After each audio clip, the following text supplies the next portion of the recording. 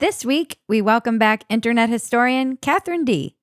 What bothers me is I find that there's this thing between writers or YouTubers or whatever, where we can't admit to one another that it's a business. I think there is charitable interpretations why people who go off like the anti-woke script, for example, get maybe less people want to publish them or they get like penalized in some way. And it's like, yeah, because it's a market, there's still a bottom line. There's still a monetary gain. There's an opinion that's in season and that's what people are buying. And you got to bite the bullet sometimes. And you don't have to lie, but if you're passionate about it, take advantage of that. Right. But it's like, we have to pretend, I feel like people just have to pretend even in the privacy of okay, it's just two writers talking. You can't it's like, oh, well, no, I'm completely sincere. And it's like, are you sincere? Or is it just right now? It's like everyone's talking about dating. So you're going to pivot to dating. Right. Yeah. And there's this weird denial about that, which I think is really strange. We all obviously want an audience. We can admit that to one another as business people. This is Walk-Ins Welcome with Bridget Phetasy. I'm Bridget Phetasy, and you are welcome.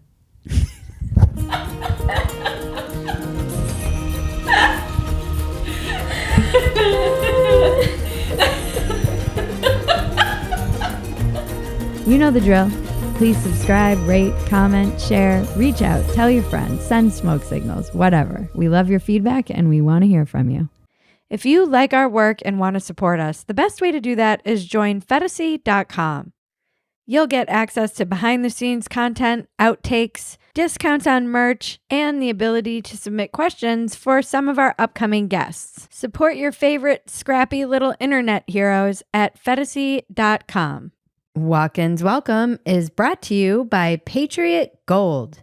Call 888-614-9238 for a free investor guide today. We're back with Katherine Dee, everyone. Welcome back to Walk-Ins Welcome. Thanks for having me. Thank you for being here, as always. I really love your kitchen in the background. It looks very retro. Thank you. Here's more of a view. You're pivoting to trad wife? No. Just, the Midwest. Yeah. I love the Midwest. How are you doing? How since the last time we talked, which was, when was it? Was it a year ago almost already? Yeah, I think it was. My hair was different. Yes. Yes, your hair was different. And how did your year go? Let's talk about the year and culture. Yeah, it was a big year. It's weird because it felt kind of stagnant, but it also wasn't at all. I don't know. It was sort of both. Yeah. And in what respects? I just feel like for me, I had a lot of big life milestones. But also culture I felt like the year that everything was slowing down culturally. Yeah. You kind of predicted that last year. You said that the culture war thing would be, was kind of burning out. It feels like it, definitely. I mean, you definitely can't build a career as a new culture warrior. You already had to be established, right? It's a bad time to enter. Yeah, that's a really interesting point. I feel like it's weird too because, when you talk to advertisers and stuff like that, being on just because a lot of the time I directly am selling ads for things and everybody is looking for political stuff for 2024 because it's an election year. And that's what all the publishers want, that if you can crank a book out fast enough. And so it seems like it might be ramping back up in the election year. Maybe. I mean, it just feels like it might be too early to say. Doesn't it feel like people don't really care that much? I feel like every now and then I'll hear some sort of limp joke or comment about Nikki Haley or Vivek, but there's not a lot. Or isn't Ron DeSantis a doofus? But then I don't really hear a lot. No one seems to care that much. It might be my echo chamber though. What do they care about in your echo chamber? I feel like people they're just burnt out. They're just they don't really like Biden. Then, they don't really care enough to hate him either. Yeah. It's just I feel like there's a kind of an overwhelming apathy. Yeah. And like And go on. I was saying, like every now and then something will like spark people's attention or interest. Like, people in my world definitely are paying close attention to what's happening in the Middle East. But that was like the first time there was like any kind of energy or like real like emotional investment this year, it felt like. Yeah. I know. It reminds me a lot of these kind of guys who wrote about media, and in particular, Thomas de Zengotita, who wrote that book Mediated, that, and I've been interviewing him, but he talks about this kind of idea of the blog or the Borg, whatever people call it, and how occasionally there will be something that kind of pierces that, and then it just feeds on. Once it's assimilated, it's kind of everybody is apathetic. But the weird thing I've noticed about the Israel-Palestine thing is that it doesn't seem to be, it hasn't been fully assimilated yet. Yeah. People are still out protesting, they're blocking traffic. It seems very much like it's not going anywhere for a while. It's also hard to know how people really feel. Like a lot of these surveys, like for example, these Harvard Harris polls that people keep citing, if you click in Yeah. and look at the full survey, you could cherry pick and make a case for, the United States is overwhelmingly Zionist, or you can make the opposite case. And it's like I've seen people who are sort of like rabidly both. So I'm like, I don't actually know what the majority is because all these surveys are conflicting with one another. And then in my own life, I probably know more Zionists just because I'm Jewish, but otherwise, like I definitely have people in my network who are very passionate about the Palestinian cause. And it's like, I don't really know how people are actually leaning because you could really twist it however you like. I will say, talking to some of the younger people in my extended family who are like very young Gen Z, so they're still kind of like early teens, and spend a lot of time on TikTok. And I'm not necessarily one of the like ban the TikTok people, but I do see how they're just kind of parroting things that they hear. Yeah. And I don't even think they know really what it means or what they're saying, or in some instances, how anti-Semitic that the belief they might think is very nonchalant. Like one conversation went something like, well, I just don't understand why the Jews need to be everywhere. And I was like, oh, okay, well. That's crazy. But if you're 14, 15 years old and you're just osmotically, I don't think that's a word, absorbing this stuff on TikTok, I'm not sure. Like I get that. I pick things up on social media and I'm a 45-year-old woman. Yeah, my only problem with blaming TikTok, which a lot of people have done, is like I feel like it was kind of like this when like healthcare was a big topic, right? It just happens to be this topic affects people in a more intimate, personalized way. I mean, obviously, right? You're going to be more impacted if you're like a Jewish 14-year-old and your classmate is, why do Jews need to be everywhere? Obviously, that's like, what do you say to that? Yeah. But yeah, I mean, it feels like anytime, and this is going to sound so condescending, and I'm just going to qualify this with the reason I'm so steadfast with I'm apolitical or independent or like I don't know about politics is because I'm prone to these kinds of behaviors. But anytime, a lot of the times when young people are super vocal, unless politics is like their dedicated hobby and like they study it and whatever, they're really passionate about it, they kind of don't know what they're saying. Right. I mean, a lot of people, even adults, are like this, but like with young people especially, it's you get these causes that are mimetic. Yeah, and it's so much more than it was when I was young. My husband and I were talking about this yesterday because we were talking about the people who they go from kind of one extreme to the other extreme, or if they're prone to being radicalized in one direction or an activist in one direction, if they become the opposite of that. They're kind of more likely to just fall into another radical ideology.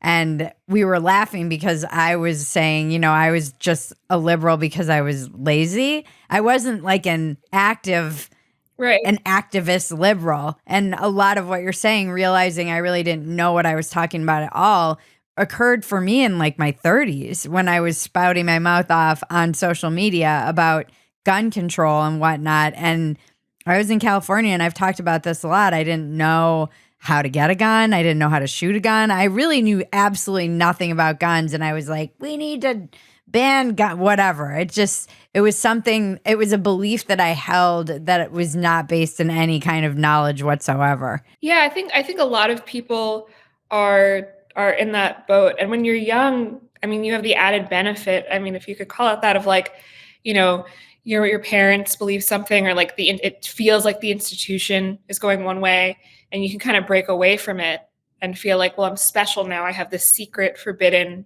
knowledge, and it's, you know, Yeah. there's like rock music, communism, whatever, a whole list of things that's like, or it belongs to us. We're going to change things, and this is stuff that just like me and my friends are into, and whatever.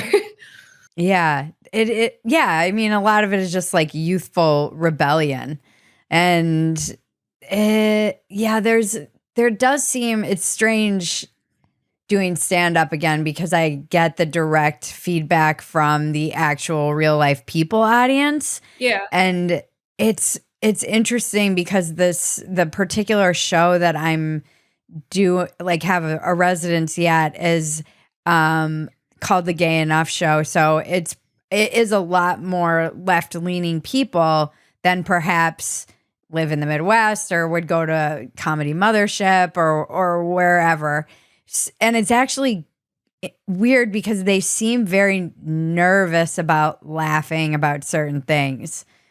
So it's just like a different, there's a lot of, it's a smaller room too, which kind of makes people nervous. But it's interesting because I'm like, are you political? Where do we stand? What it's so, and there's definitely the generational thing where if it's a very young audience, I feel like I'm talking about a nursing home. If I'm talking about Instagram, you know, they're looking at me like, what's, things move so quickly. So quickly. So yeah, that's an interesting thing too, is just the generational disconnect seems a lot wider than even me and my parents, for instance. Yeah, it's weird because I feel like there's also this sort of strange, and I notice this all the time, idea that once you hit a certain age, you shouldn't be on the internet, and that the internet belongs to Gen Z and maybe to some extent Gen Alpha, which is, it blows me away. Gen Alpha is now like old enough to have opinions on anything. But anyway, that's neither here nor there. Gold has soared past $2,000 an ounce, guys. Wars in Israel and Ukraine and rate cuts on the table are fueling gold's meteoric rise. There's a direct correlation to the national debt and price of gold. In 2020, the U.S. debt was $23 trillion and gold was $1,500 an ounce. In 2023, the debt is $33 trillion, numbers you cannot even get your mind around, and gold is over $2,000 an ounce. Donald Trump warned the U.S. dollar no longer being the world standard will be our greatest defeat in 200 years. Call the proud Americans of the Patriot Gold Group today before it's too late. Mention Bridget Phetasy, and you'll always get best-in-class service from Patriots protecting Patriots. Patriot Gold Group has a no-fee-for-life IRA where your IRA or 401k can be in physical gold and silver, and you may be eligible for the no-fee-for-life IRA on qualifying rollovers. Call 888-614-9238 for a free investor guide today. Patriot Gold Group is Consumer Affairs top-rated gold IRA dealer 7 years in a row. Call 888-614-9238. Mention Bridget Phetasy. What is Gen Alpha? They're my born in daughter's generation? Yeah, 2012 to 2024. So next year is the last year of Gen Alpha. Okay. And what does alpha mean? They're the first generation that's I guess 'cause I see memes on Instagram that are about millennials, and I'm like, this is not millennial stuff. This is like Gen X stuff. I feel like they've absorbed. I was like, you guys were born on the internet, and it's a lot weird, like, of I think a lot of Zoomers think, like, that they were the first digital natives, but they kind of mm, weren't. Like, right, they don't realize that people have been, like, terminally online since the early '90s and, you know, yeah, and for, like, you know, a rare lucky few since the late '80s. It's like it's very weird to me. It's like they're like, well, you know, I'll get into, and I've mentioned this on a few shows, that I'll just like get into it with Zoomers, and they're like, well, you weren't there when like XYZ happened. It's like my generation invented that. Like you weren't there. yeah, You were 8 years old. What are you talking about? yeah, Like I was there. I wrote it. yeah. You know? You're like I did that. Yeah. That's weird. That's really funny that the Zoomers kind of feel like the internet belongs to them, which I do understand. They're mostly on TikTok, and TikTok is probably, you know, globally dominating the internet. So it probably feels that way. I think it's just like youthful arrogance that's coming out in weird Yeah. ways. You know, it's like thinking you invented music, you know. Yeah. No one really listens to music anymore, so now it's like, oh well, internet culture, that's our thing. One of our favorite new series that we do on Dumpster Fire is Gen Z Discovers. Because there's always like a something that goes viral every single week, and it's Gen Z discovering like taking a walk without their headphones or any tech, for example. And those things are like one of my personal favorites, being a Gen Xer who was there during Lilith Fair, was when Gen Z discovered Lilith Fair. And they were like, a music festival of all women. Oh, I think I remember that. Can you imagine? I think I remember that going viral. Yeah, it's weird. I feel like half my Twitter content these days is just like well actualing people because I'm like, wait a minute, this isn't new, or like this has been going on. Like someone today, I saw someone being like, oh, so now liberals think they could be white trash, and I was like, what? And I like clicked into the video, and it was like these like Portland crust punks just doing crust punk stuff, and I'm like, this is like have you ever heard of Kurt Cobain? Like what? Like Yeah, this goes back to the like, 90s, guys. what are you talking? How is this? Oh, so now like the Pacific Oh, Northwest exists? although they weirdly all, you know, I have 7, 8-year-old friends, kids who have friends with 7, 8-year-old, you know, 8-year-olds. Yeah. And they're all want to be wearing Nirvana t-shirt. These children are, I was another thing that was going viral that I was looking at on, I feel like it was Instagram. It was the lists that 13-year-olds were Oh creating yeah. for Christmas. I was an innocent little 13-year-old compared to these kids. I was not. Oh my God. I mean, that was something where I was like, millennials were getting up to this. But I grew up in Palm Beach County, where I grew up in a golf course, literally. So it's like, Oh, I'm like, okay. I didn't know. I'm like, am I just like reckoning with the fact that I grew up like a Jewish American princess and now it's more mainstream? Uh, Or have just millennials, like did millennials just ruin the ruin the pool? but I do feel like there's something more advanced about your generation and below, and I do think it's the internet. Like my favorite Instagram memes are the ones where it's like me when I was a kid versus Yeah. like the kids today at 13, and they're doing their I like think it's also sexy reality TV, dances. right? Like this exposure to like how the other half lives, but it's not just like rumors or movies where it's a little bit more fantastical. It's like, oh, you really like it. We didn't have just like one reality TV show. Like when I was growing up, that was like peak reality TV, and every channel had like 4 that were super popular. And that was, I mean, that was true up until my freshman year of college, right? And that had Yeah. to have an impact. I mean, that sounds so like, oh, you know, violent video games or what it sounds like very like Tipper Gore kind of line of thought. But I actually think it really did influence culture. Because like if millennials grew up with the mall, like, you know, I guess the last gasp of them all, and reality TV. And then that sort of like toxic 2000s culture where like everyone was tan and you had to be anorexic, and Yeah. that's a pretty bad soup. I mean, I think that's probably just as bad. Music videos where everyone's just like rich as hell. Yeah. I forget that I was kind of well into alcoholism and my 20s at that point. So I was not a teenager growing up with that. That was my yeah, it's funny too, like the weird disconnect we have between um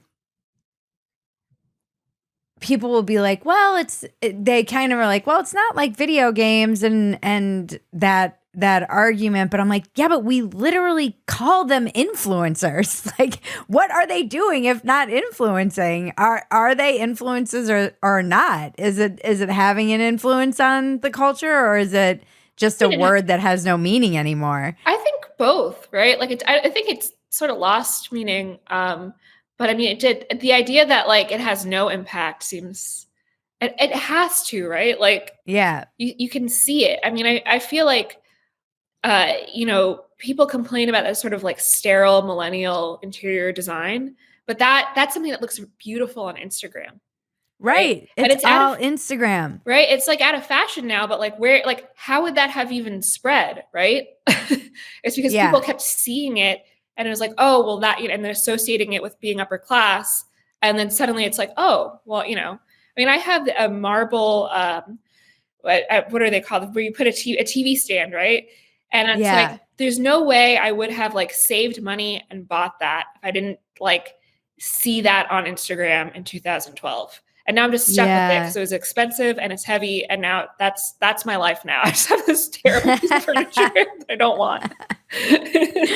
Yeah, I never really considered it's just funny. I've been not good about that stuff, but I do, the like tan beige. I Yeah. watched as this one girl that I did workout videos. She just had quick, easy workout videos, but I watched her like it's like the algorithm takes over their whole everything, persona, brand, look, and she suddenly started everything on her page was she used to kind of wear pink and she was like cute, and you could tell that she realized that was out of fashion, and she moved into more like neutral tones, and now all of her clothing line is white and all of her backgrounds are beige. And yeah, it was a wild thing to watch. She used to do them on beaches, and now Bali's kind of out of fashion. So she's in some beige house in LA.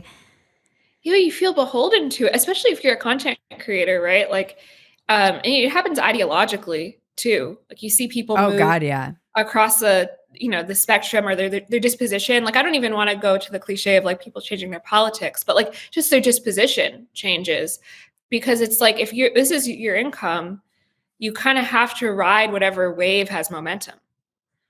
I've been very bad at this, which probably explains my financial circumstances. But yeah, It's hard I because you're human, right? Like you at some point you're like, I don't like this shit. Like what the I and you just just don't want to.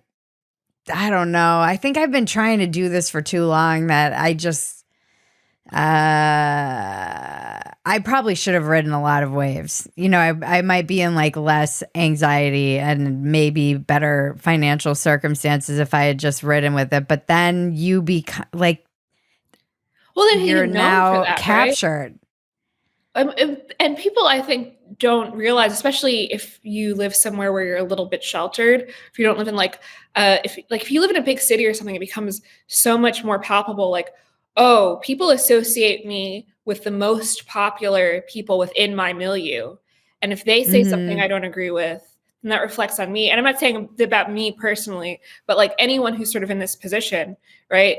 If you become like a mommy blogger or something and then there's some like toxic mommy blog trends, then you feel it and people in your immediate environment react to that. And there's Hmm. always an awkward conversation like, oh, well, she's not like the other mommy blogger, she's different. And it's like, oh, that's her online persona. And ordinary people don't want to deal with that. Like it's in the Yeah. butt. Yeah. No, it's a lot to It's strange too because I've become obsessed and I want to do, I don't know, there's got to be some jokes here, but I'm obsessed with these content creators who have talk about not even like falling into a political ideological trap or having to become some kind of grifter in one way or another. There's this like genre on Instagram of they're like the jump roping dancing people, and they just jump rope and do dances. And she's probably in her 30s, but I'm like, how do you age into this career? This is not sustainable. What do you just like start a line of jump ropes and hope that they sell? It seems crazy to me. There's a lot of people who like you really can be a creator, a terrible term, at any age. And it's like that must be so stressful, right? Like It's I think so stressful. I'm glad that I waffle on this. Sometimes like I wish I just got this out of my system at like 19. Or like 22 or something. But then on the other hand, it's like maybe I'm glad that I just wasn't even thinking about it at that age. And Yeah, it's like a weird thing I just feel like it's like weirdly, I don't know, the dancing and everything. When you become, you're like, oh, now I'm the shuffle dancer on Instagram. And it's like, and then what? I said to my friend, I'm like, where are these people going to work when they're at 40? She's like, Home Depot. Like, that's a good point. Like, imagine leaving your product manager job at like 37, and then you have like a cooking blog for like 5 years, and then like you can't. At least you can age into cooking. Well, I think any of these sort of like entertainment type things, it's real. Like, unless you like really like stand-up comedy, that's a craft, right? So you could keep that going forever.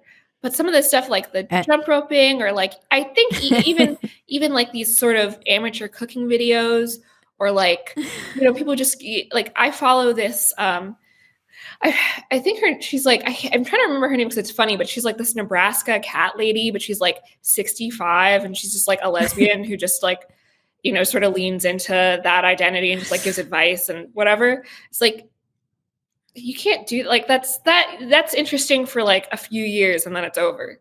But then it's that's like the sorry, go on. Well, it's like you get the ad revenue and it's like, how do you go back to an office after that? I know. I mean, this is the weird thing about this is like another creator that I cannot look away from, and I should not be looking, but I can't turn away. And she's poly and pregnant and like she's kind of gone viral, I feel like, in the past few weeks, but my friends and I will like DM each other on, we'll like message each other on Instagram, just like we can't turn away from this, because she'll be like, we were on a road trip and then my partner wanted to go see a girl that he used to be with, and they were wondering if we could use the van to like have, I was like, I can't. And then she's like, sign up for my like how to be polys. Like this, like, so like not you look like you're about to cry. And crazy. And none of this, like, especially the oversharing element. It's crazy. What's interesting is like, speaking of the last time we spoke, I think I said that like more and more children of mommy bloggers would be speaking out. Which did come to pass. Right? Oh yeah, definitely. And has been like a huge issue. Like, I'm curious, like, what happens to how do you go to elementary school or how do you go to middle school and your mom has like, been posting TikToks of, your poop-filled diapers for the last however many years, right? Yeah, that's weird. I mean, I feel bad even. I've tried to give my child, and I said her name in the beginning, and now I try not to even say her name because I want to give her a certain amount of privacy if she wants it. For all I know, she won't, because she has a weird mom who does weird things too. We'll turn on the TV, and because we have YouTube on our TV, she'll be like, "Mommy," like this is very strange. You think your mom is on the TV, but it's not like mommy being on the TV in the olden days. It's just mommy has a YouTube channel. It's not special. It's not like mommy is Courtney Cox, you know? Like people who used to be on the TV were famous. Now it's just like Right. It's just anyone. whoever. Yeah. And I don't even want to, and I always it was weird because being a comedian always already gave me a glimpse into this mindset you have to have of balancing your private life with your personal jokes. So there was already that mindset, but I get nervous even it's like I don't even want I don't want any I don't even really want to tell stories about. I just like I don't it's all just out there now forever. And I don't know. Oh yeah, I don't know I've, how do you balance that. I've gone both ways with it. I try not to mention anyone in my life right now, right? Because I feel like I've told stories about like, like boyfriends I had, in 2019 or whatever, and it's like one weird detail gets extrapolated. I have all these like archivists of my personal life who just like This is very strange. I don't think I have this. because you're more of a traditional. I kind of like wormed my way up through just like tweeting a bunch, right? So That's what I did though. But I feel like you do other stuff. No, we are the same. I'm just probably older. So maybe I don't have like the kind of, maybe it's just a different kind of cult following, and the younger people are a little more internet archival. When I started my account too, I was just like some girl. Like I didn't write articles. I didn't have a podcast. I wasn't on podcasts. I was just like I didn't post pictures of myself. I was just some girl. So I was like tweeting whatever. And then I switched my account to be like more of a persona. And I write now and stuff. But yeah, I have people who like, they really are like librarians of my life. And unfortunately, they're not, a librarian should be neutral and should just be like, well, here's a screenshot from 2021 and whatever. And there's no editorializing. They also editorialize, right? So like I told it, like, this is a story I probably shouldn't bring up again, but I told a story on a podcast 2 years ago or something. I dated a guy in 2019 who lived in the Bay Area and was like constantly like squatting in group houses and like didn't really like live anywhere, right? He was just like he was a regular guy, but it was, it's the Bay Area, it's exorbitantly expensive, right? So he was like technically homeless, but obviously he's not like a homeless guy on the street. He's like presents like you or I do. And I tell a story about him on this podcast, and this gets like reinterpolated as Katherine Dee sleeps with homeless people. I'm like defending this for like years at this point. And it's just like, but anyway, it's like, they know the podcast. They know, they're like, this is it. It's like 48 minutes. That's crazy. Yeah. But then it just gets like editorial. It's like, you may as well don't even give the timestamp because it's just like your own interpretation of it. But anyway, long story short, because of that kind of thing, I try not to tell stories anymore. I think in many ways, I just kind of tweeted my way into things, and I was trying to be like a writer and a comedian in LA, and it was weird. Like 2013 was when I started tweeting, and then I started following like all the comedians, but the writers for the late night shows and for Family Guy, and I was like, Twitter was really fun, and it was fast, and it was still short. You couldn't write blogs on Twitter. And it was a good way to kind of hone my ability to write 10, I'd just be like, just write like 10 jokes a day. And then I got addicted to it. And then I got sober, but that's kind of how I ended up at Playboy. Was an editor was like, hey, you're funny. Let me put you in touch with the comedy editor for Playboy.com at the time. And it was still around. And then they were like, no, this piece belongs with culture. And then that kind of launched me into writing my column for Playboy. But I had always wanted to do that kind of writing. I wanted to write for Maxim. That was like my dream when I was 21. So that was just like a way bigger and cooler version of a dream I had had when I was younger. And it came very naturally to me to write about sex. But then that whole archive got memory hold. It's not easy to find. Like they took the whole freaking server down. I don't know where it is anywhere. And I'm like, all right, I guess that's gone now. And now that I'm kind of married and have a kid, I'm like, maybe it's a huge blessing in disguise because some of those were kind of personal. And it was during a time when I was single and crazy. And Well, I don't people like necessarily need that all it's out there. there's a weird tension between like things get forgotten, right? Like Yeah. accomplishments get wiped and whatever. But then also you're not allowed to move on in other ways. People will hold things against you. And it's like the internet forgets everything, but also it kind of doesn't forget anything at all. You know, it's like having an abusive parent or something. Yeah. It's a very like weird dynamic. It really is. It's like the internet forgets. It truly, I've noticed it just from being online so much in the past few years. It really does enable shamelessness because Oh yeah. if you just keep moving, it doesn't matter. Even if people hold you accountable, you can just ignore it and keep moving and pivoting and moving, particularly in the pundit space. You're never really, even if people show screenshots of, if you can just keep outgrowing the clamoring, it doesn't matter. Yeah, absolutely. I mean, like, I think the trick with being uncancelable is just never apologize, never acknowledge, just Yeah. mute the haters, right? Or if you do use it, like lean into it. I actually saw this is sort of related. I saw something like very funny this week. I'm following this random guy, like I don't really know him, but someone like accused him of sleeping with his wife. And he didn't, right? He's just some random guy who got like caught in the crosshairs of this random drama. And instead of like ignoring it or being like, hey, that wasn't me, fuck off, he's just like leaned into it and he's like, yeah, I fucked your wife. So what? Come kill me. And it's like that, like actually, like that's the only way to deal with hate, right? Like true or not, just like completely lean in or just don't acknowledge it at all. Right. I feel like I come from the Rogan school of social media, and I just tend to agree. Like, post and ghost, don't read the comments. It's very just.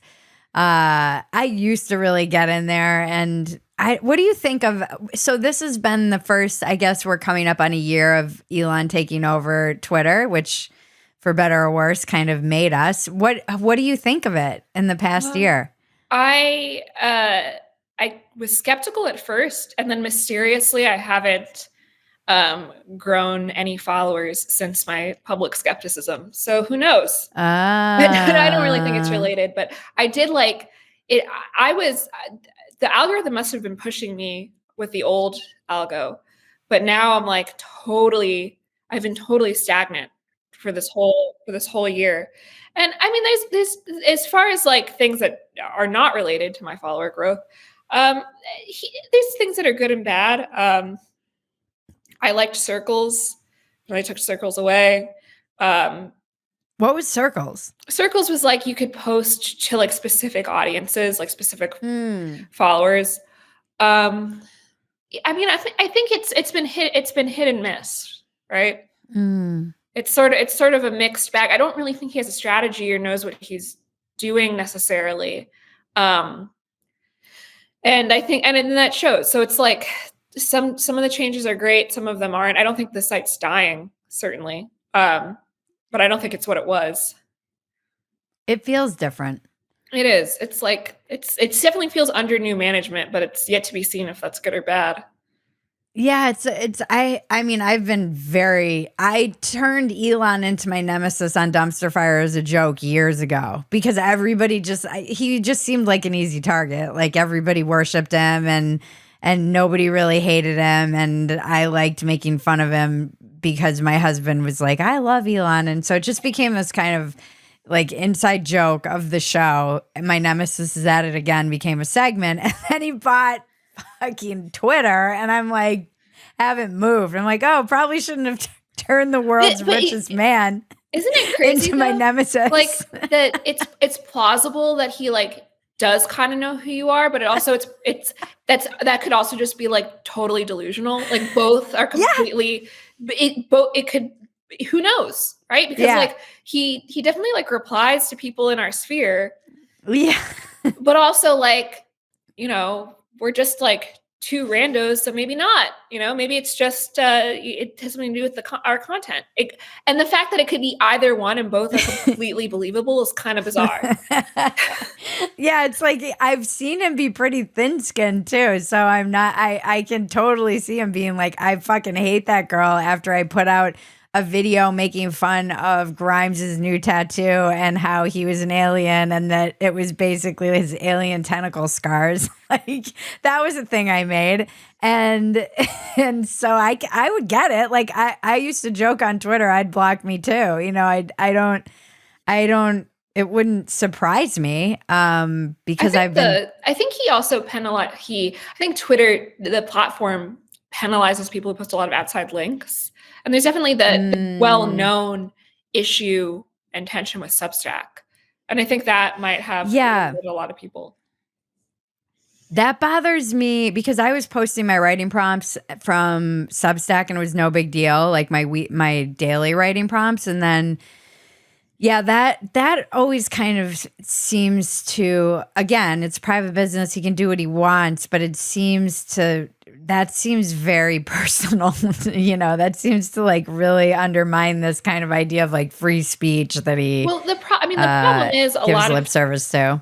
If you're a journalist, you're not simply, or if you're a writer, for example, right? You're not simply just a writer who could survive because there's like a network of institutions that support you. A lot of writers, they rely on Twitter. Like they're Twitter celebrities first and writers second. So if you take down Twitter, you really are kneecapping their career. And I don't think I kind of expected that because I knew he was very like journalist skeptical. And I just had a feeling like I'm not going to survive this. But it's just like, I don't think a lot of people prepared for that. Right. For some people it was a huge boon, especially like more, dissident writers, right? The people who he's clearly kind of like looking at, and like one reply could change your life really. One Elon reply, that is. But for a lot of other people, it's like, whether it's your colleagues going to Blue Sky, which is like, whatever, or it's you got slowed down because maybe you were posting too many Substack links. It kind of does, you do have to start thinking, all right, well, what's next for me? Because I was using this platform in a certain way and I was used to certain features that don't exist. And maybe you did get a handicap from it, right? So it's hard to reckon with. It's tough because there are all these pipelines that are kind of devoted to free speech. Are the minute you kind of step on whoever might be running the platform's toes or whoever is in charge, or if you stop playing their game, or if you're negotiating a contract with them and then the deal falls apart and suddenly you just stop growing, you're like, how do I trust any of these numbers? And when those pipelines for new audience eyeballs start closing down, yeah, the opportunity for new quote unquote customers, supporters, members, whatever you want to call them, that starts, it like really minimizes your ability to grow in the way that you have to keep growing, or the way if that you want to used to growing, right? Like right. Even if you were benefiting from an unfair or rigged system, it's not fair to pull the rug out from under people who've turned it into their soul. And I mean, I feel weird saying it like, oh, boohoo, poor content creators, but like, I think it's just not transparent. So it's hard to prepare. Whereas like a small business owner with like a brick and mortar business can be like, okay, well, I sell ice cream and winter's coming and less people are going to eat ice cream. And you can make, it's still your fault for having an ice cream store, but you can make certain preparations that a content creator can't predict those kinds of movements. I mean, I've tried. Luckily, one of the people who is a business, and I don't think it's like boohoo content creators. I think it's really just another business, and people consume content. Like people what bothers me? Want content. It's true. What bothers me is like I find that there's this thing between writers or YouTubers or whatever, where like we can't admit to one another that it's a business. And it's like, like if you go on, like I think there is charitable interpretations why people who go off like the anti-woke script, for example, get like, maybe less people want to publish them or they get like penalized in some way. And it's like, yeah, because it's a market and everyone has to work together to, there's still a bottom line, there's still a monetary gain, or, you're still trying to get something. So yes, like it's not like free speech to like not publish certain viewpoints, but it's not a marketplace of ideas in the same way that like people might expect it to be. It's like if something there's an opinion that's in season and that's what people are buying, and you got to bite the bullet sometimes, and like you don't have to lie, but if you're passionate about it, take advantage of that, right? But it's like we have to like pretend, like I feel like people just have to pretend even in the privacy of like, okay, it's just two writers talking, like you can't like, it's like, oh well no, I'm like completely sincere, and it's like, are you sincere, or is it just right now it's like everyone's talking about dating, so you're going to pivot to dating, right? Yeah. And it's just like this weird denial about that, which I think is really strange. Like we all obviously want an audience. We can admit that to one another as business people. Yeah, it is weird. That's actually a really good point. And I have a lot of conversations with writers who would like write for free for these places, and I'm like, "Please stop writing for free.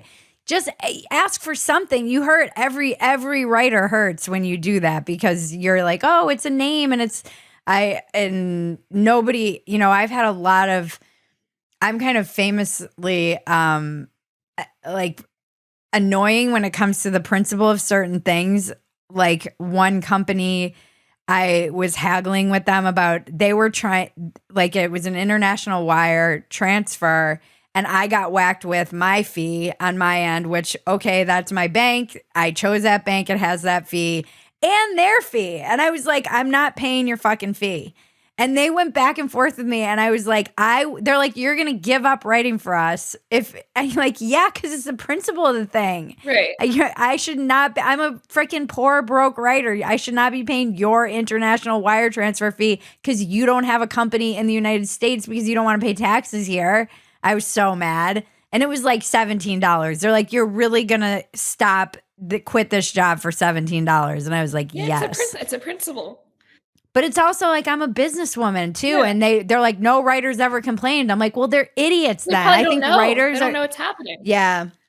And they don't know. I do think this is like just that notorious problem with creatives they don't pay enough attention to the business. It's definitely not my strength. It's something I always have to wrestle with, and I have to pay attention to. And like, when you do become a content creator in whatever capacity, it does become a business. You have to pay taxes. You've got to incorporate. It's not like, I know people want to think of it as like, oh, you poor content creator making all this stuff, it must be so hard for you. And it's like, well, it's no harder for me than it was to waitress. There's a lot of things that I have to do now that aren't exactly like any job. No matter how much you love it, there's still going to be stuff about that job that's tedious and annoying. I think people don't realize. I think a lot of people, especially on the audience side, think it's just like, oh, you're sitting at home tweeting your thoughts. And like, I feel like that's certainly the strategy I've taken in like the latter half of the years. I've had big sort of life events, right? And I grok that, but like, there's people who are like very serious about it, and they need a marketing strategy. Being on top of your taxes is big. Following up to make sure that every invoice gets paid. That's not always reliable. I mean, like there's so many moving parts. And people are like, well, then, why do you do it? Well, any business has these any business. Yeah. There's just, I don't know. I feel like there's a lot of, I think what it is, and I've written about this a little bit before, is that a lot of people think you're just cultivating an audience to simply be yourself and do nothing. But actually, it's work, and you want an audience because it's a profession, whether people respect it or not.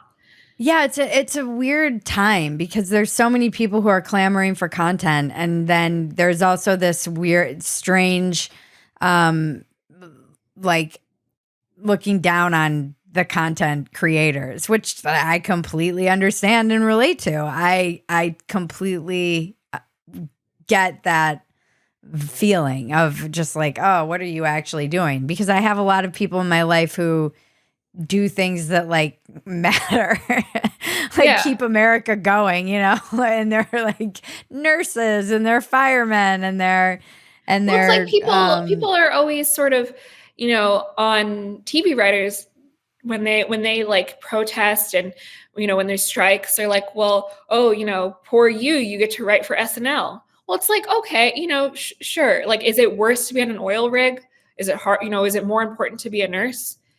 Like, it goes without saying, right? But that doesn't mean that like the person who writes, the sitcoms that you are, sedating yourself with every single day doesn't deserve health insurance. It's like, it is this weird, there is a really weird tension there. And it's hard to talk about because it is sort of a privilege, but also like, I don't know. It's what's the expectation? Is it supposed to be like, the tax for having a more glamorous seeming, if you could even call it that, job is to like not get paid fairly, to have to pay, international wire fees that really aren't on you. Like I don't know what people want, right? Like, where do you draw the line? Yeah, it's fascinating too, because there's this conversation. I mean, I love this conversation because people don't want to they don't talk peer about behind the curtain. No, they don't.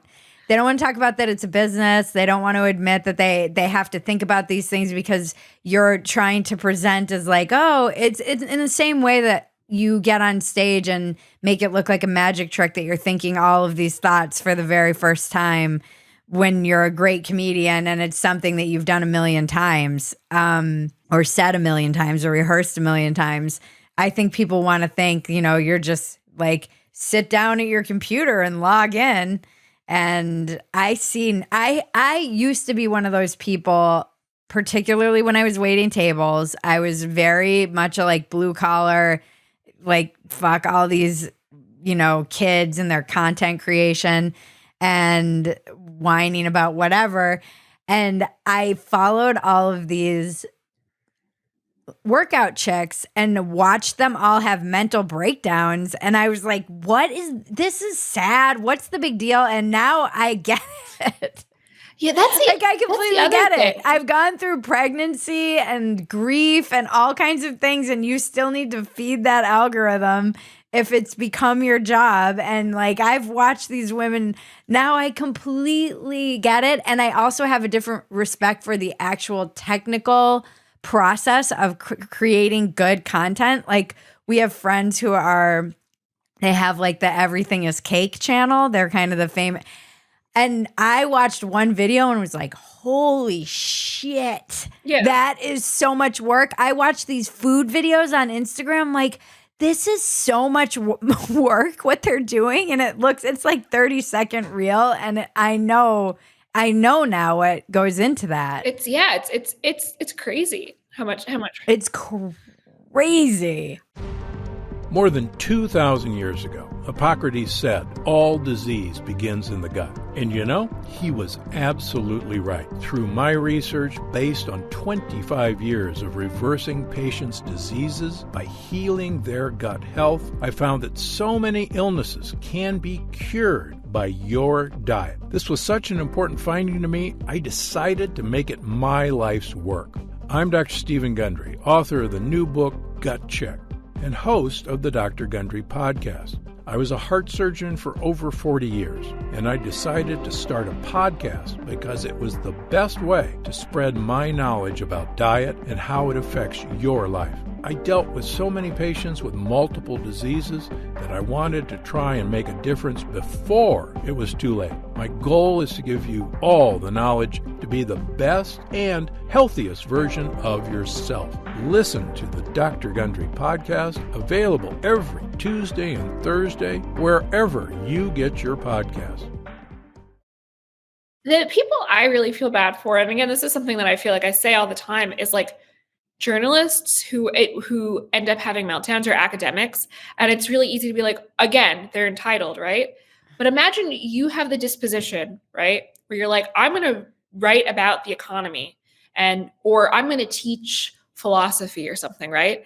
And for like the first 15 years of your career, you are in a bubble and you're only interacting with people who, know your beat maybe, or are your colleagues or are in the university system.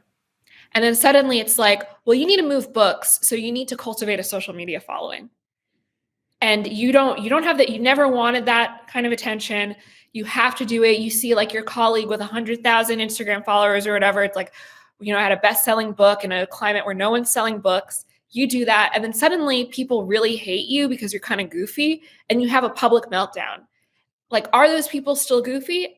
Of course. But like, when you think about all the steps that it took to get there, it's like, it's like, well, is it really humane that like, because they are forced. It's not simply like log off. It's like that could be the difference between like working 90-hour weeks or not, right? Like a really good book advance or something, or the royalties from selling it, or the opportunity to be on Netflix or something.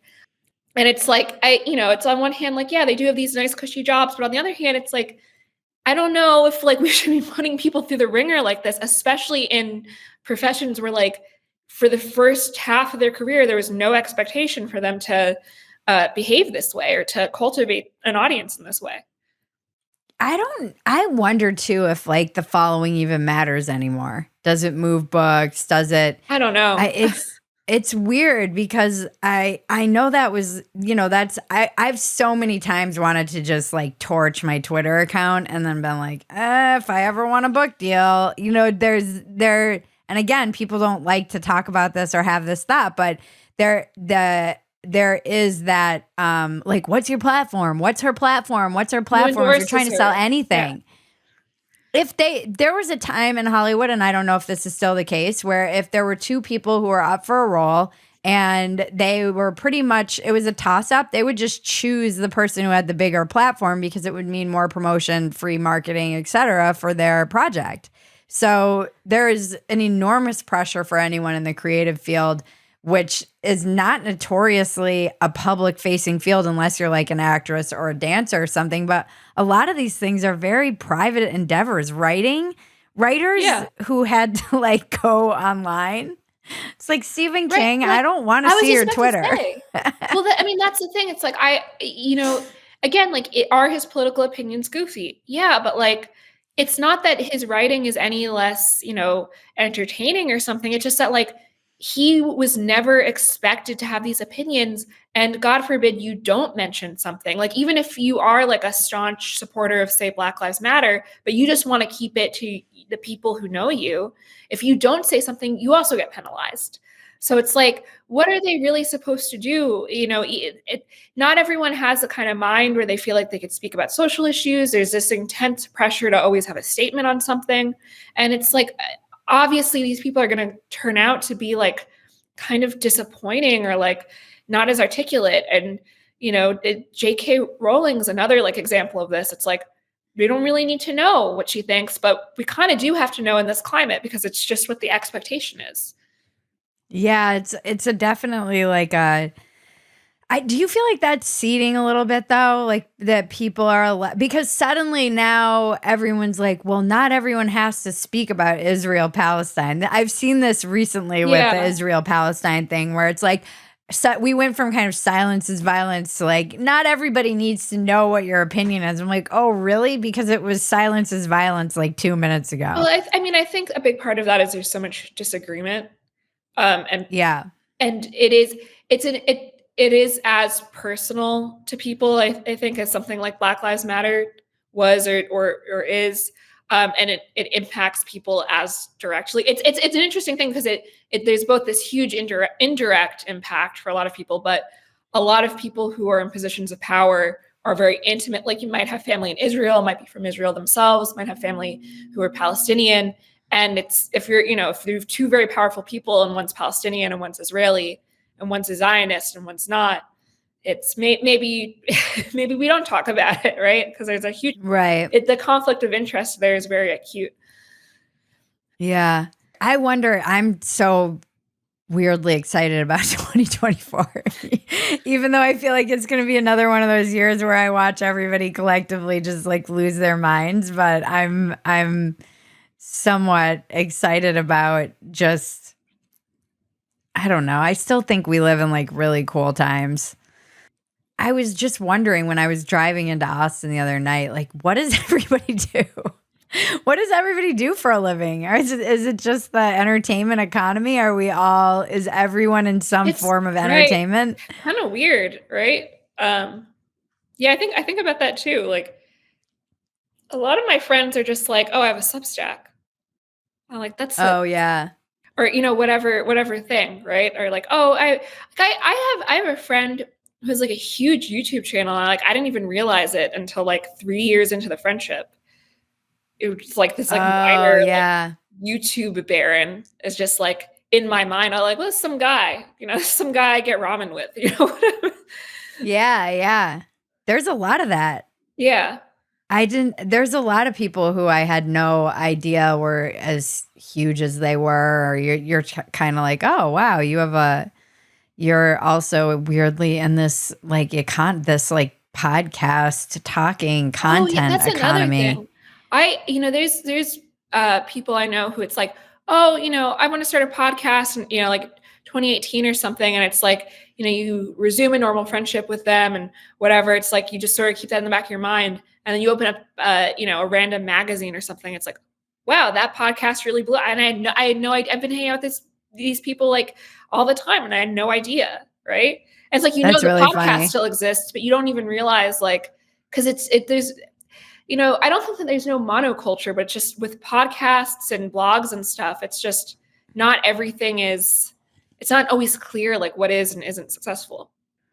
I think that's been the biggest feeling that is pervasive to me in 2023 has been the fracturedness of everything. Yeah. There was some kind of, I don't know, up until last year, I still felt like there was something loosely holding everything together, although I'm not really sure what, but now it feels complete. The only way I can describe it is like, it's like a mirror has been shattered and everything's kind of reflecting off everything else. But it really feels like everyone is in their own little echo chamber now, just off. It's weird because I do think there's like vibes that are kind of like everyone's aware of, like, everyone from like my mom to, whoever, right?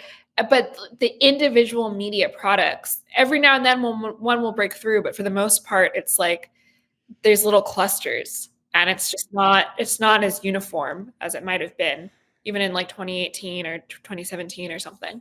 Has everyone kind of, I don't know who you know or if you talk about this with people, but did everyone take a hit this year, or did people thrive? Like everyone I've talked to seems, other than some people who maybe rode like an Israel wave or whatever kind of at the end, but it seems like a lot of people took a financial hit this year. I think advertising dollars were down.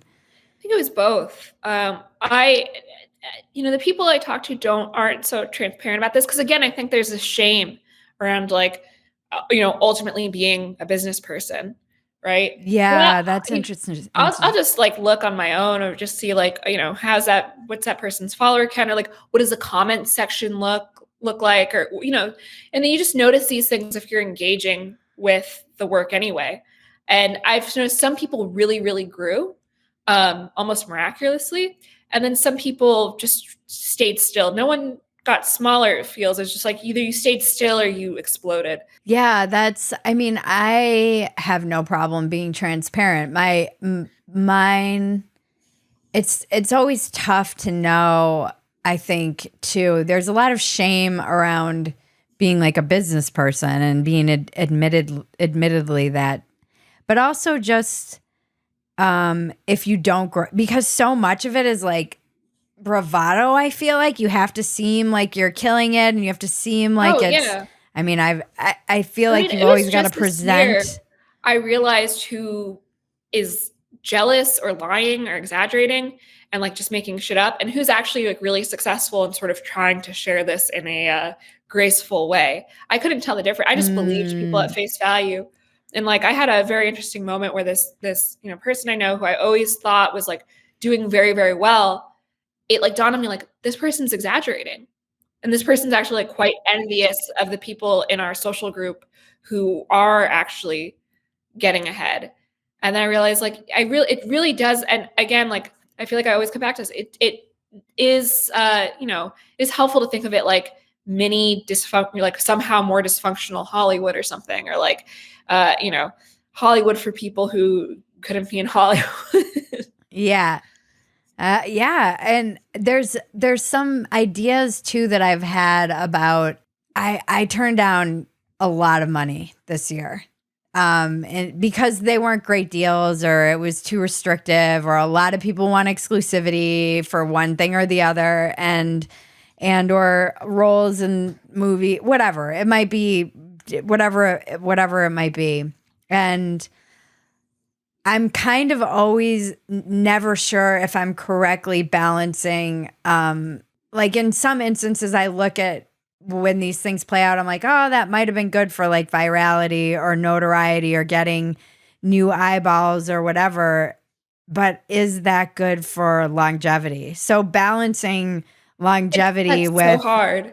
And there's also it's like so hard. We were saying earlier, like, well, also how will this impact your like your actual physical world life, right? Like, say for example, you get an invitation to go on a very divisive, news program. Like I'll just say both MSNBC and Fox News, right? Depending on who your audience is.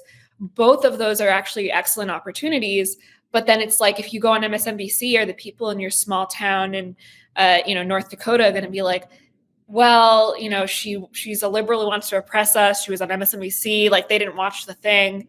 And there's tons of stuff like that too. And it's like, or if, you choose to quit content creation and like that now you went with your real name, with your government name on MSNBC or Fox News. And the hiring manager is like, well, that kind of freaks me out. I know what that means about your character. Right. So there's things like that. It's so hard. It's so hard to make the decision. It's so hard. Yeah. And it's hard. Like we were talking about, I've always, one of my business advisors is luckily in risk management. So as things started growing, I was like, how do I safeguard myself from, particularly me who just says whatever I want to say, like getting canceled, getting deplatformed. I can't put all my eggs in YouTube. I got off Patreon. I went on to locals. It was brand new. It turned into it's like been trying to stay ahead of all of the things. And now I'm too desegregated. Like I'm completely decentralized, and I have too many things in too many places. So now I'm trying to re-centralize everything back in Substack. At least I feel confident I can, for now, put things there. And it's been a learning curve. And it's crazy the way people are constantly having these conniption fits about Substack. I think Substack does such a great job too of like really platforming everyone. And I never see, like, I'm someone who, and I'm very honest about this. I'm someone who does like, who is likely to have like a Nazi in my comments saying, I hate you to me, and it's like, that doesn't happen to me, like those people think I'm the scum of the earth. I mean, who cares if a Nazi thinks I'm the scum of the earth, but like, they don't like me. Right. And it's like, okay, well, they're not harassing me. Who are all these people who are being harassed by Nazis on Substack? Like, these people won't leave me alone. They're always in my email inbox. They're always like tweeting mean shit to me. And I don't really think they're on Substack. I think this is like a total invention. Yeah. And it's hard to tell too, when nowadays, because I'm so conspiratorial, when I read this article on The Atlantic about Substack having like Nazis or whatever, or white supremacist content. And it was like out of 17,000 pages, they found 16 blogs. And I'm like, 9 of those were probably, I was going to 9 of them were probably like the deep FBI, Right. So like there's some of them are like, and then 2 of them, I probably got too upset about this, but I just thought it was like actually kind of tragic. 2 of them were, and I won't say their names, were people who have since changed their views and who were involved in the alt-right and were like, I don't believe this anymore. I'm on a different beat. And one of them is just like a general culture comment blog. I looked at both of them. It was just a general culture comment blog. And then one of them is just like a standard sort of, maybe controversial in some, as politics always is controversial. just like right-wing blog. It's not like, it's the person isn't saying slurs or that they like hate any groups or anything. It's just a conservative individual who has conservative politics. I'm like, do we need to be like holding stuff against people that they did in 2016 if they've moved on and they've built a career that's separate from that? Like, it's you don't have to endorse them if you feel like their track record doesn't fit, but it's like, let them have their blog. Who cares? What's the problem with that? It just felt very like helicopter parent or something. Like it was just, and it's not even people who I would personally endorse. I just feel like, leave them alone. Like really, who cares? I feel like it's just that desire moving into 2024. There's so many out of control elements that didn't exist in 2016, certainly didn't exist in 2024, that the mainstream approved message kind of has lost its footing on a lot of these platforms. You have Elon. This is the best thing about Elon taking over Twitter, is that I do feel it does feel a lot more like robustly free than it did, where just certain people were allowed to say things and you walked on eggshells if you said men and women are different, which is insane.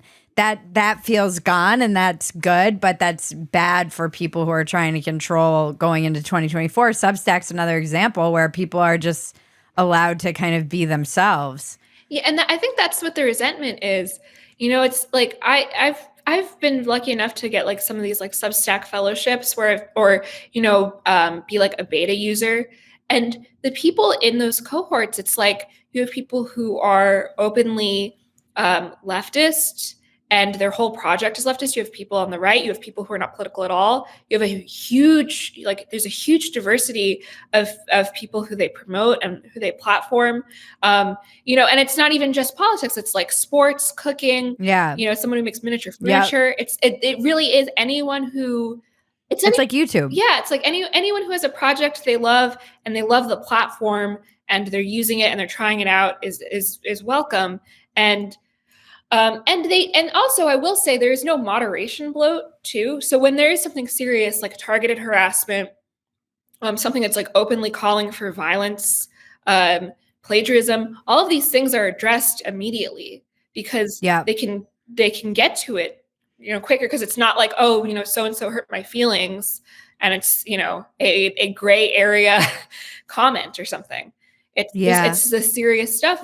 And that's just not, you don't stumble across like child porn, for example, which happens on Twitter, happens on Facebook, happens on Instagram, happens on TikTok, because they're so on top of it. You just don't get exposed to that kind of terrible stuff. Yeah. Yeah. And I mean, it's not as big, so we'll see if they can keep up with that as it grows, because I'm sure it gets incrementally harder as you get hundreds of millions of people. Yeah. Yeah, it's so, it'll be interesting going into the, and I wonder if maybe it feels fractured because everyone isn't like coalesced around one thing like an election. Maybe it'll feel less like. But it's been funny watching people, even people who aren't, like we were saying, the Israel-Palestine thing kind of pierce the whatever apathy for everyone. And even content creators who try to stay pretty neutral and like above the fray, and they're cooking and whatever. And that's the other thing. At least I feel comfortable giving my opinion because I've been giving my opinion. I don't need to I'm not like a mommy blogger and I've watched a lot of these content creators, some who are Israeli, and suddenly they have strong feelings about this. And in their mentions, it'll be like free Palestine, You're like, it's hard. I mean, I get why people want to give their opinion too, but I also feel like we should be compassionate. Like, I put my foot in my mouth all the time, but also like all the time. I don't know geopolitics, right? Like I can only go on intuition. I can only go on like, who do I personally know? What do people who I really trust believe? And like, that means that I'm going to be wrong when it comes to a political issue. I'm going to be wrong most of the time. And that's why I Yeah. try not to purport that I'm some kind of authority on it or something, or don't, when it comes to politics, don't listen to me. That's not what my, that's not what my beat is. Right. Like That's not my beat yeah, either. but I wish that we were like more compassionate towards people like that. And we're like, okay, like, she cooks different kinds of pasta on TikTok. Like maybe she does have a really bad take about Israel. But what does she not like? Who qualified her to know one way or the other? Or she cooks and is Israeli. Exactly. And like, of course she's going to have feelings about this. So stop, don't. Of course she's going to be biased about this situation or whatever. It's unfair to expect people to be like these robotic neutral palettes like their backgrounds. Right. Like neutral, or even just like always be on like the right side of the debate, or on your side of the debate. Forget right or wrong, your side. That's another, like, I know like a lot of boomers were very, very passionate. And it definitely had like Trump derangement syndrome, or whatever the mirror image of that is. But it's like if my mom has a bad political opinion, I'm like, I don't know, she's like in her 60s. Like what can I really, like, she's trying and she means well, and as long as she's not hurting anyone, that's all I could ask of anyone. Yeah. Yep. That's a good place. Well, I'm excited. We're gonna have you back on in the new year. What are your kind of hopes for 2024 for the culture? Oh man, I don't know. I hopefully just more. I feel I'm like rolling my eyes at myself as this comes out of my mouth. Like we we're just saying, like more compassion, and like if someone had a slew of bad takes, but they mean well and they're doing their best, just live and let live. Maybe 2024 is a year that I become like a cultural libertarian or something. Oh gosh. Yeah, maybe. It's funny. My daughter has been obsessed with Let It Be. The children at a certain young age get obsessed with songs, and then you hear it until your ears bleed. But I swear it's like getting in my head and just making me super zen, just hearing that song like 60 times a day. My friends are like, how are you so chill? What are you going to do? I'm like, just let it be. Just let it be. Let it be. Let it be. That's not a bad place to. No, it's been really good. I mean, it's a good headspace to be ending the year and starting the new year, because she's also obsessed with the universe and all things astral. And so it's put me back in, this astronomy, like back into learning all about the universe and what makes it, and the planets and all of the different, and it is so mind-boggling and humbling, and put you in your kind of rightful it's like the right perspective to have all the time, is we're blips, this is fleeting, none of this matters. It's all a miracle. I don't even know how this shit works. It's crazy. And having kind of Let It Be in the background is it's been the right. It's right. She's onto something. She's wise. That's where I like to be. It pisses people off, but you know what? Let someone else deal with it. I'm not the one. Yeah, it's very like, I think I was listening to this video she was watching, and it's just all like, you are made of, we're made of stardust, and the matter, and I'm like, and I'm on like toxically scrolling on Twitter. What am I doing? Yeah. Makes me reevaluate my time, because it's fleeting. It's just fleeting. It's such a blip. Yeah, it's been, and that's like the content I always wanted to put out into the world, and what I want to, I feel like I have to get back to that central message, like sanity, levity, brevity. Yeah. That's what I'm hoping. I'm hoping people, I don't know, even just from the audiences, like you said, people seem burned out. People, I had a comedian get up before me and they were like, are you guys into politics? And not a single person. It was like, no one. Yeah, people, it's just too much all the time. And it's maybe people's adrenal glands are just burnt out. Like they can't even care. I do think too that the Biden, Trump, the thought of that, like part 2 inspires such nothing, just apathy and kind of disgust and just nobody can get excited or even passionate about it, that other than maybe boomers. But it seems like everyone younger than that is like, just no. Yeah, there's been a surprising lack of fanfare, but I'm like, maybe it's too early. Like, when did this start? But then I remember maybe 2015 was lots of stuff was going on in 2015. Crazy. Yeah. So I don't know. It just seems very slow, but oh well. It does seem slow. Yeah. I feel like too, because it's this weird thing of like there's the like Biden Trump are the forerunners. We know that's probably going to be the choice if they both make it to live long enough to be the be voted for. But then there's these like DeSantis is at least openly running. Newsom is kind of running a shadow campaign just in case. It seems like there's all it seems like there's this weird background campaign happening. So I don't know if anyone is even sure where to land on it. Yeah, I think you're right. People don't know. I mean, Trump hasn't been at any of the debates, but obviously he's is he going to be in jail? I don't think he's going to be in jail. I mean, that's the other thing. It's like no one thinks he's going to be in jail.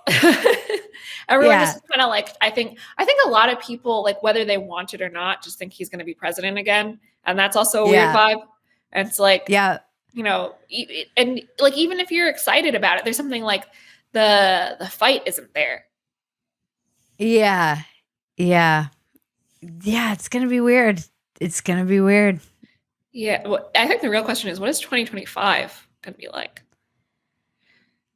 I hate the odd years are just. Then that's going to be a weird year. I like even numbers. Me too. What's your biggest defective character today or this week or?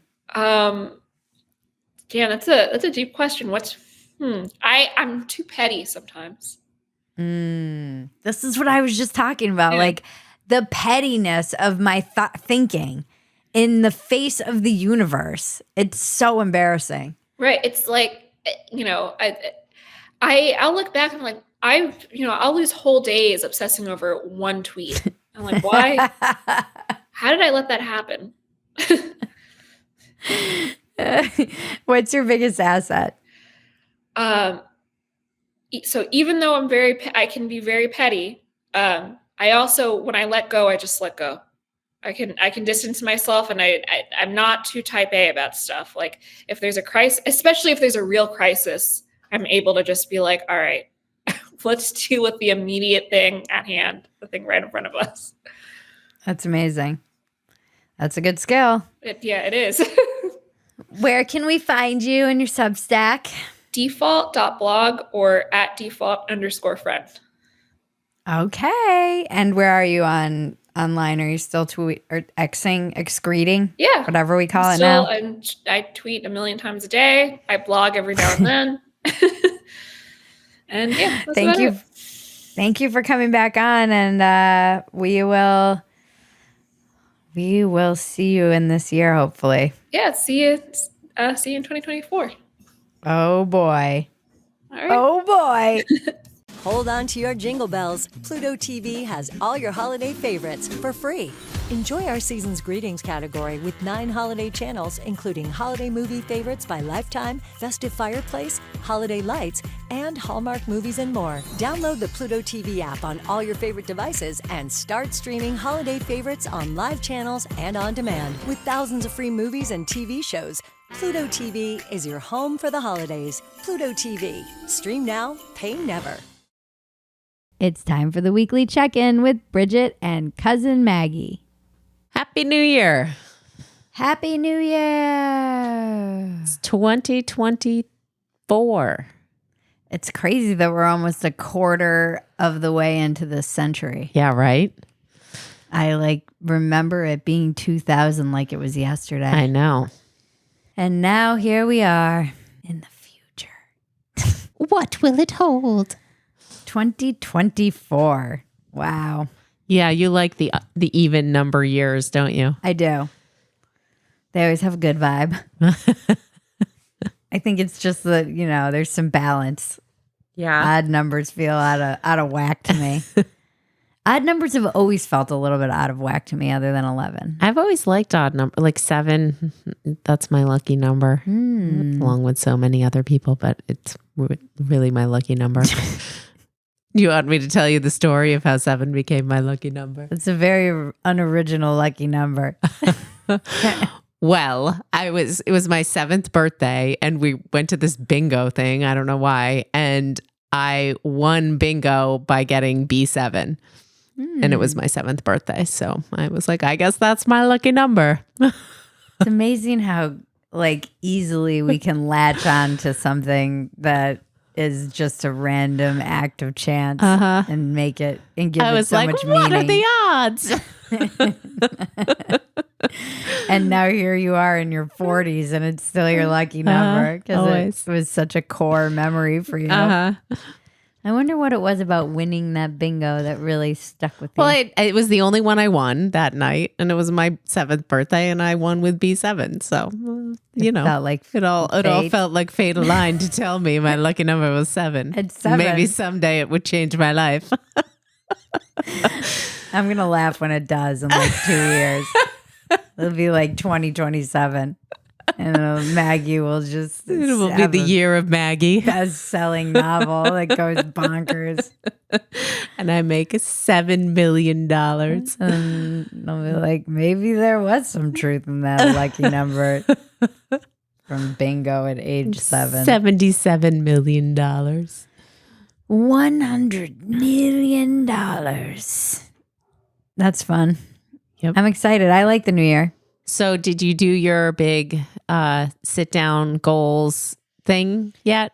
I have. I started. I have to say, it made me smile so much to look back at last year's and see, things, fears to conquer. And if the world ends tomorrow, I'll be pissed I didn't. And Get on Stage was on there. And I was like, yes. Knocked it off. Not today, Satan.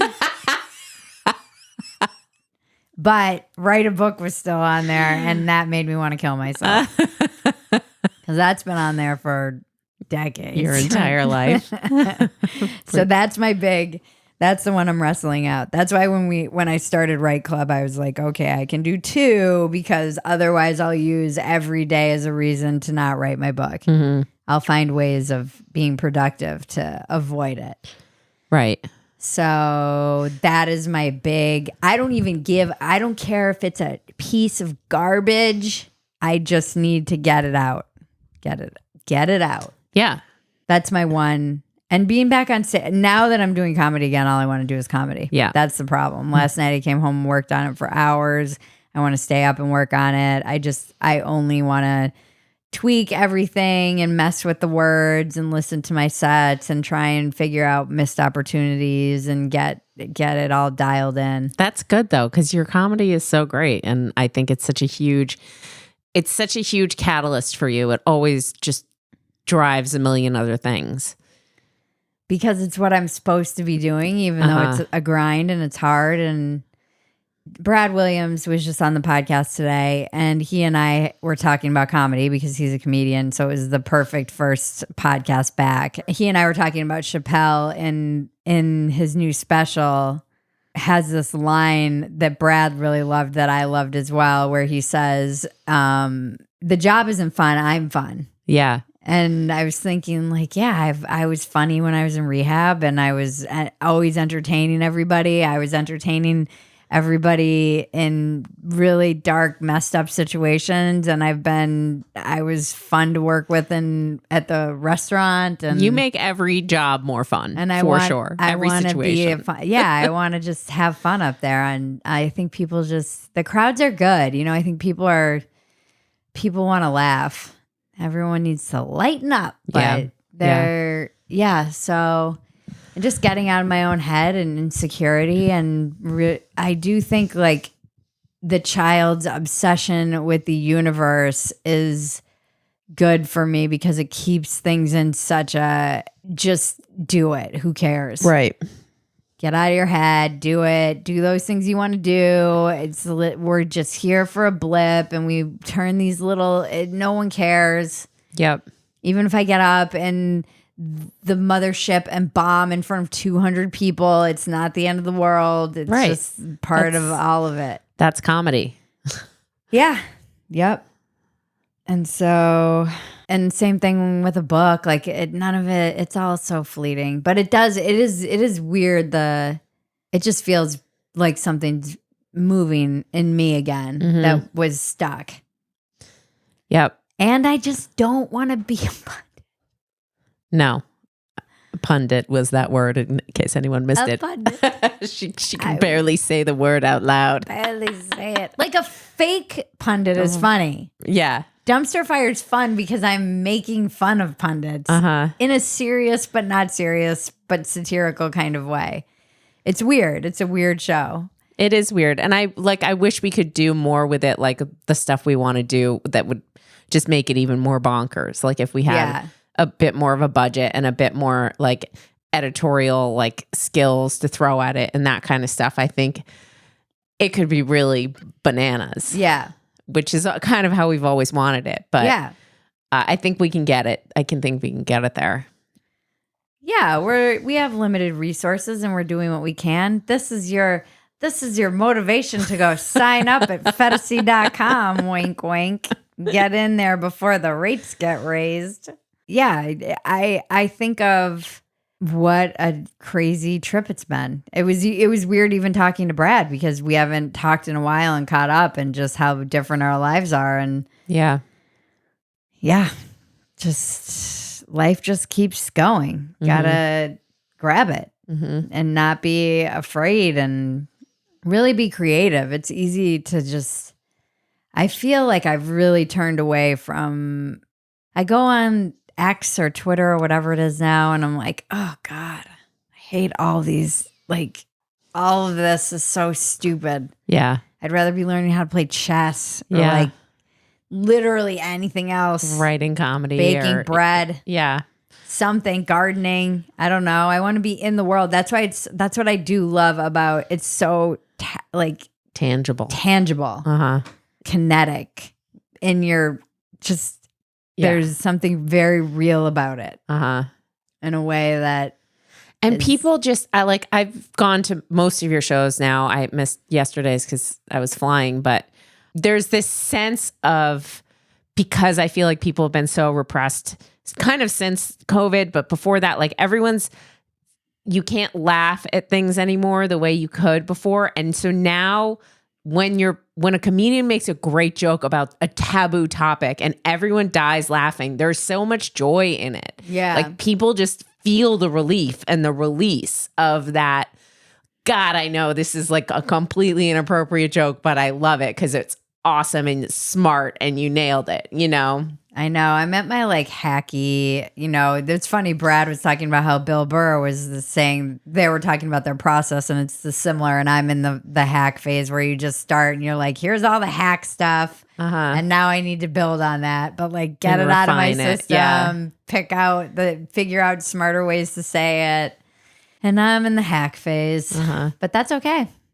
I love the process. I love like thinking about the jokes the whole way home and just having jokes come to you on stage. And I don't know, there's just, it's so much more fun. It's so much, I want my words for 2024. I always have like words that pop out to me, and it's creativity is really, I want it to be a focus. And I think that there's so much focus on destruction. Mm-hmm.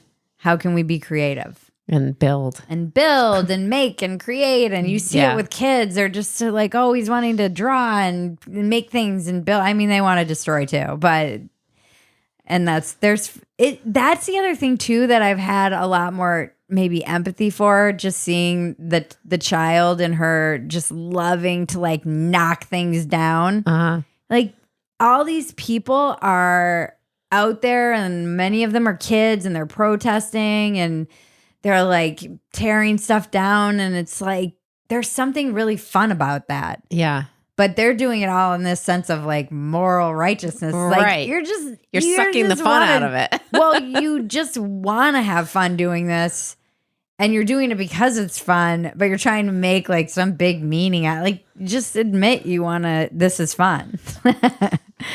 And that you're all toddlers. And that you're all acting like toddlers. Grow up, you 25-year-old slackers. No, it's fun. It's also funny. I don't understand Gen Z at all. And they make me feel like an old person screaming at the clouds. But I'm not at the clouds.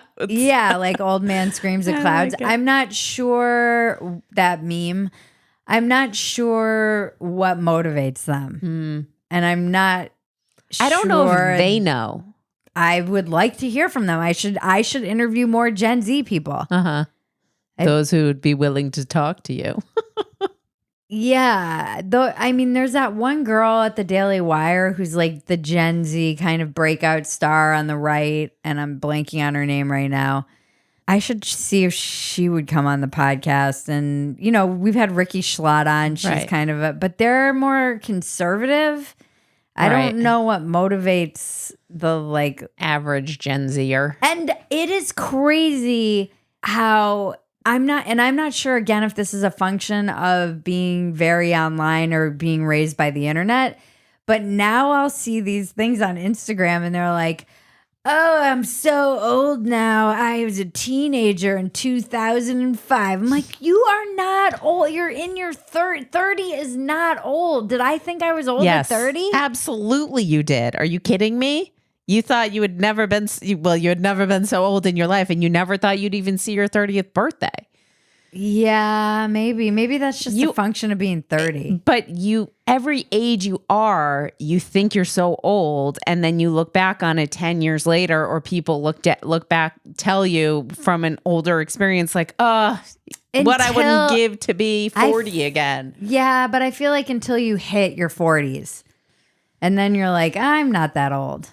I don't know. I don't feel that old. I'm 45, and I feel like I don't feel.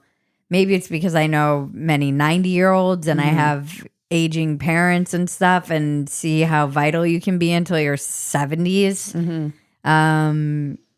And you know, they're saying if you're born now, you can easily live until you're like 100, maybe 120. But I think that's a function of youth. In your 20s, you do it. In your 30s, you do it for sure. Where you're just like doing it online. When they're 27, they're like, oh my God, how did I get to be this old?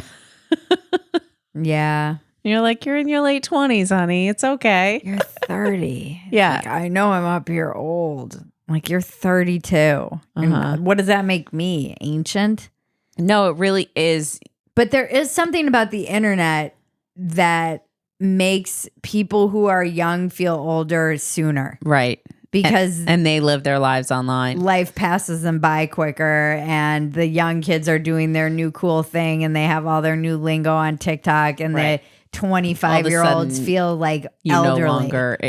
Well, I think too, like your 20s, it's still teen adjacent. It's like it's the next decade beyond your teens. So you can feel old in your 20s, especially your late 20s, but you're still in your 20s. And then you hit your 30s and you're like, oh, I'm in my 30s. Like I loved my 30s. I was thrilled to turn 30. Yeah. But a lot of people aren't. I loved my 30s. But my 20s were rough. Like my 20s were rough. So I loved my 20s too. The 30s. They were rough. Yeah. There were some dark times. But there were some fun times. Yeah. And the cocaine didn't have fentanyl in it. Her recurring, that's like her 20s theme song.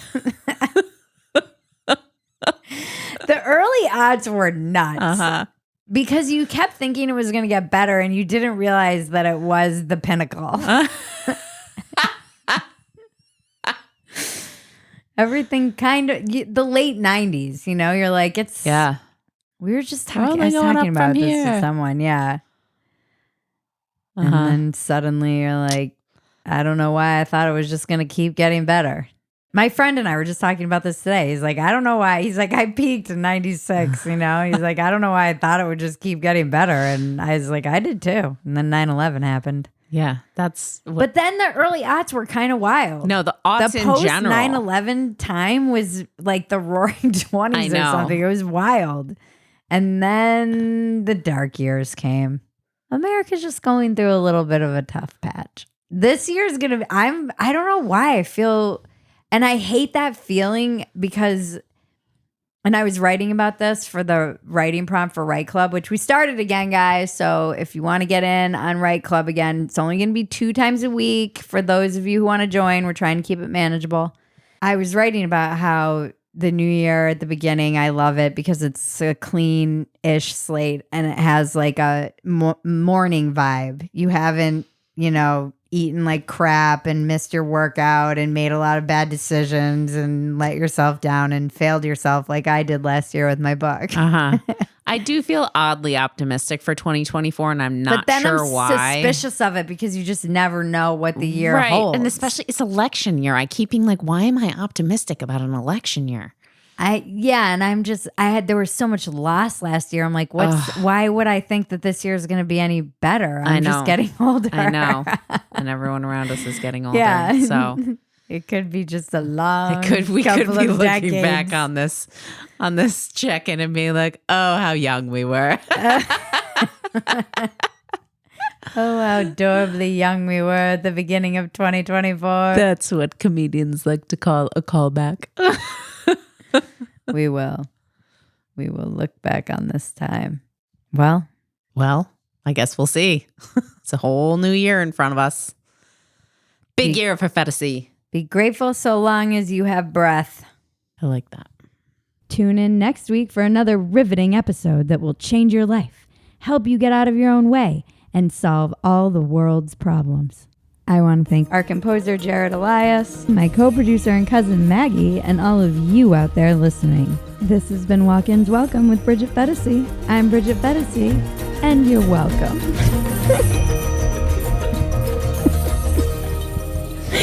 It's the dumbest line.